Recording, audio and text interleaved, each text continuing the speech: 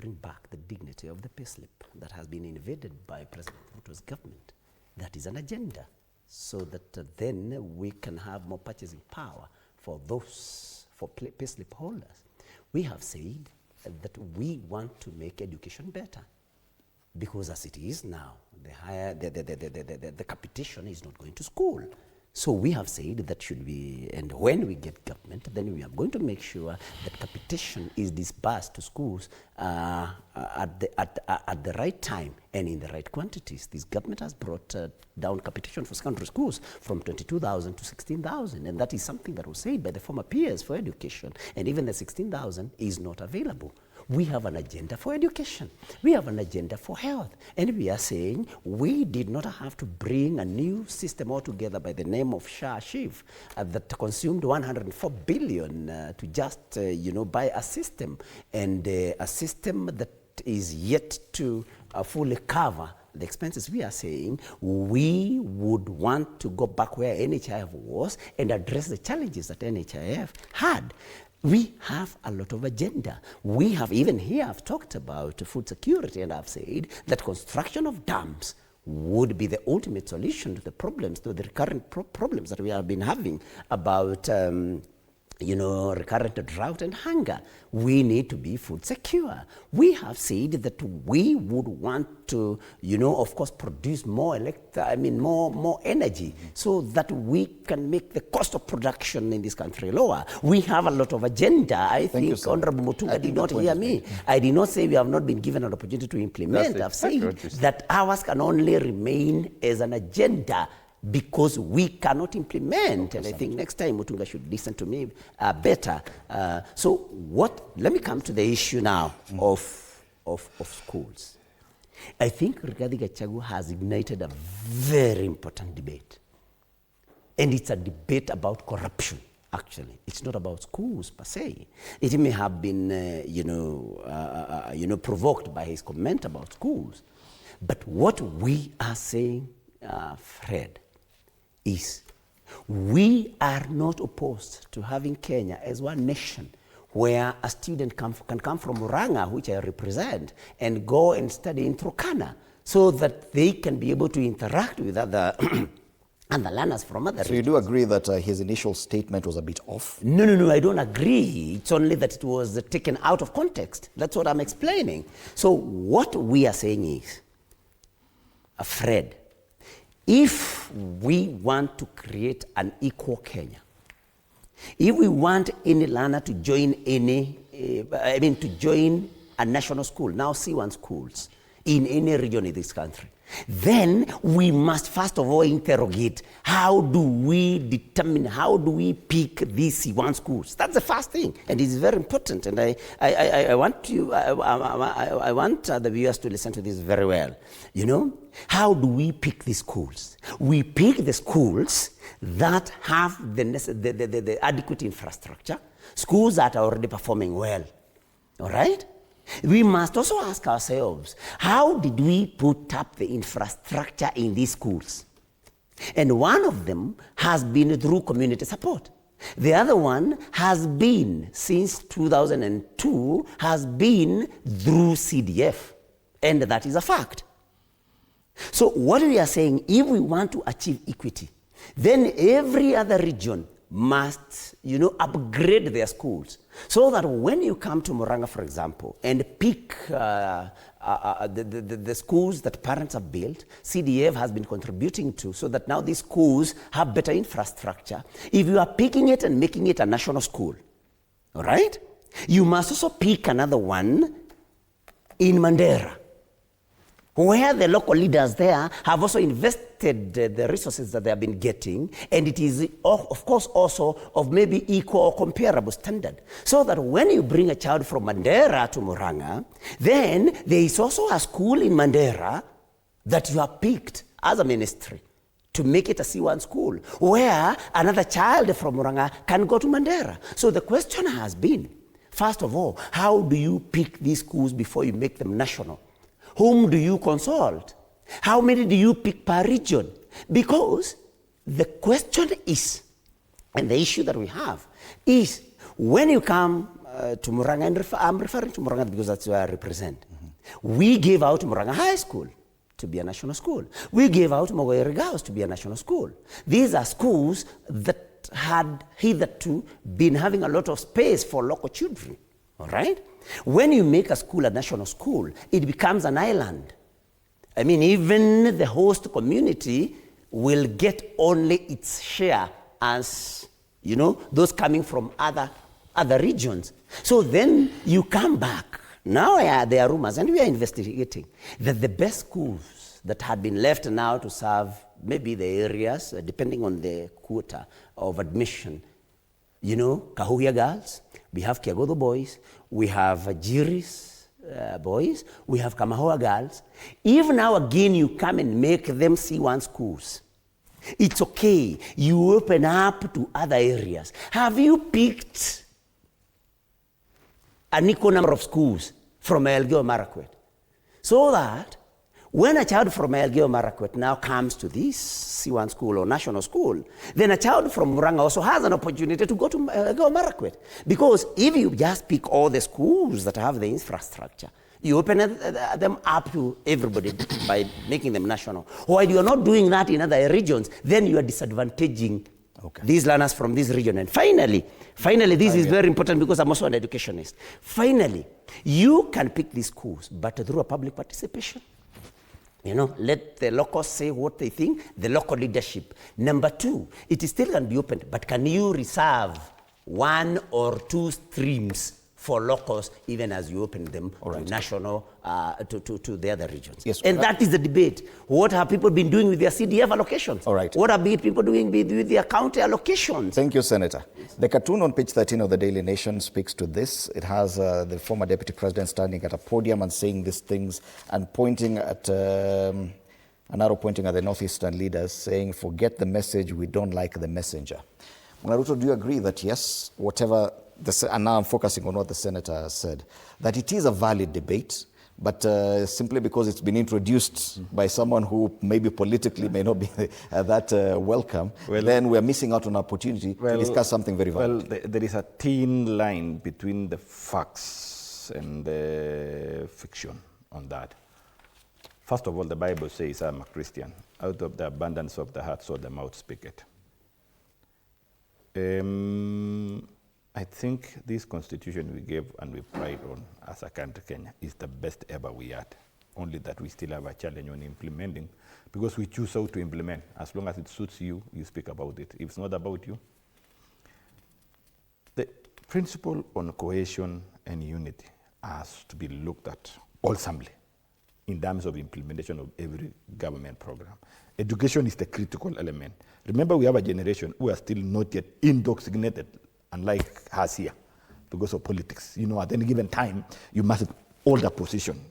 And that position, it doesn't matter how you are going to hold it. Whether you are going to insult anyone, whether you are going to promote hate, whether you are going to use your position in terms of coming to influence your direction.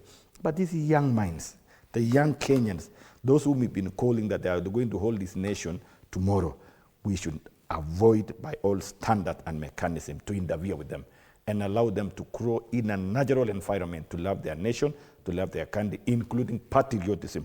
And for this to happen, we must allow cross-cultural exchange by ensuring, which I agree to some extent, that at least we should also look at the whole nation and spread the availability of opportunities and resources so that we can cross and move our children. We allow children from the northern side of Kenya to come to the western part of the Kenya, those in the Rift to come to Nairobi, those in Nairobi to go down there, so that when they grow up tomorrow and they assume their office and responsibilities, they understand their nation and they can. So the debate is valid. But how we are putting it is what we are against. The moment we begin to reduce a government, taxpayers, infrastructure, like our schools, they have been built by taxpayers' money, whether through CDF or through ministry infrastructure money.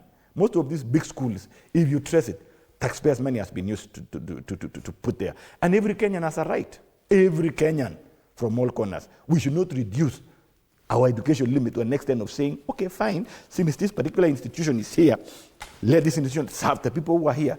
That is a wrong connotation. But the right messaging is this: for us to be able to have equity across and fair distribution of resources and development, please, let's also, regional leaders on the other side, come up with something of equivalent so that we're able to cross. I agree on that, but I disagree on how we are going to put it. We should not interfere and regionalize it, put it also in an ethnical manner. You know, those languages. That's something I disagree. But I agree that let's allow children, or the other part of it, be on this side. Let's also, it is high time. We are 60 years after independence, for sure, to say that. And as I said last, even before devolution came in, we had other alternative funding, which was going on those other regions which were perceived to be difficult. We also need to evaluate and audit. Even if you look at the division of revenue, as far as shareable revenue is concerned, the formula that is being used by CRA most of the time has been favoring those areas. It is time they need to call themselves into audit and tell us, we've started from here, we have improved this much. We are here to, but it should be progressive so that on all matters on sectors, roads, water, and everything, because those are critical elements that can interfere with the also national school. Availability of water for children, you know, access to medical support, infrastructure in terms of roads, energy, and all that. Those are the issues that we need to discuss. But what I am against, and I should be on record on this one, any leader whatsoever, whether you are in power, you are not in power, you are a leader, as long as you are commanding or you speak on behalf of the people, let us reduce any words that seem to divide our people, and especially that interferes with the programs like education. Because of time, Dr. Kanyuithia, you do agree, that the two gentlemen agree that this is a valid debate that we should be having. But you've seen the responses so far to this statement. It's because of the person, directed to the person who brought it up. It's not really about, no one has responded saying whatever you said was wrong and said we have schools of the same caliber. Let me say that the process of development of education in this country followed a creation of centers of excellence. And a school like the one under reference, the one that was particularly referred to, has benefited immensely from the national resource support. Before even CDF came by, before even devolution, it was a major beneficiary, and so many others. But there are schools that have organically developed, and they are top on the agenda right now. Like Maranda School in Nyanza, like Friends Kamusinga School in Western, and others. They have come up, and they are now very prestigious schools, and because government has focused on driving them to where they are today. But my question is, which is really important in this particular debate, has any child from Mount Kenya been discriminated anywhere in education sector in this country? Does it therefore warrant a leader of national approach, national level leader, to stand and say we should reserve? And even Honorable Dutu here tries to say that we need to have equal. Honestly, don't we also look at population? It should be equitable. And there is also focus in equitable development as per the Constitution. The Equalization Fund was brought in to try and make sure that infrastructure development, supply of water, health, and so on, is brought up in some of those areas that have lagged behind for a very long time. But coming back to the debate, that was after the mistake. People had to sit down and think through, how do I get into this situation that my mouth has driven me into? So this is why I elicited this debate. This debate has always been there. People need to be rational in resource allocation. These are state resources or government resources or people-targeted resources. We must be able to develop our people from our backyards, such that if there is any recognition, there should be effort from the communities. Where we come from, you see that even constituencies they have disparities. Some have had consistent leadership, which is progressive and forthright, and they have developed their institutions progressively. Others went to sleep, and right now they are trying to piece up to do classrooms. This is the time when others are doing tiling and paving. Others are trying to at least make sure their children do not stand in Monday classes. So there are those disparities, which cause, therefore, for the leader to be careful, to be awake, to be realistic in the resource allocation and following up these resources. So this debate has come up as a measure to try and salvage the situation. But a positive one. It is a positive one, which has come up because somebody has already found himself in trouble and is trying to get out through such debates. And I'm seeing Senator Nyoto writing a lot of notes. Senator, we are out of time. But I'll give you 30 seconds just for your final comment. Thank you for that. I think just in conclusion about this matter, to avoid this problem of, stealing in quotes schools from some regions, and of course, locking out local children. I think, and I've said it so many times, what the government should do, if government is desirous of having a national school in Murang'a County, what government should do is to buy land, construct a national school, not pick the ones that the parents and the community have given too much into, and lock out local children. The other thing that we must say is that you do not strengthen the weak by weakening the strong. Because of the debate or because of the points that Mutunga is presenting here, fine, there are disparities.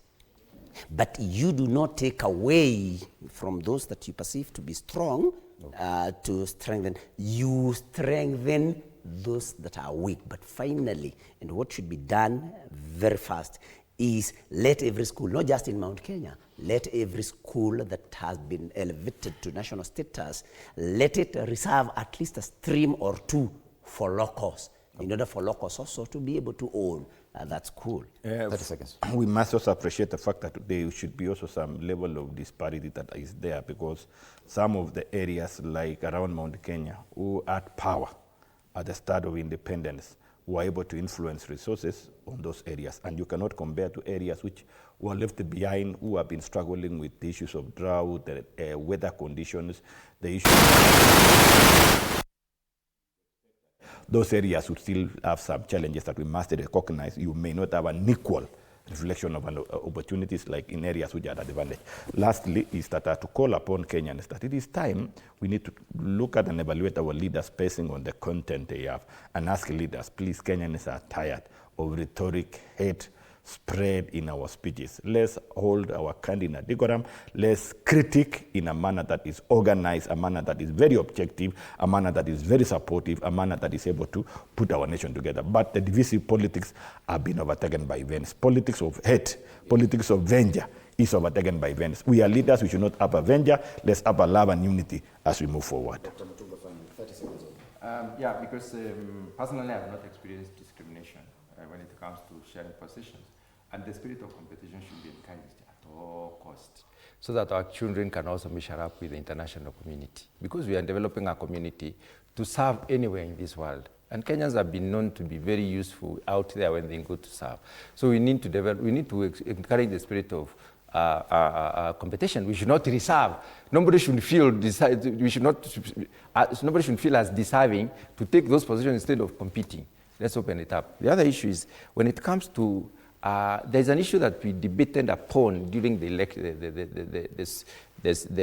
campaign last election. We were talking about elite capture. And let me tell you, Ndimuli, elite capture happens even today. It happens in such a way that we have people in Nairobi who may not be responding to the needs of the people on the ground. There is need for us to go and talk to the beneficiaries so that we may be able to resonate to their needs. That elite capture is there. There are a few individuals form themselves into clans and so on. Then they take their positions just for their own benefit. Every public money should benefit the people. All right. Indeed, a big debate on, it came through matters education and placement of C1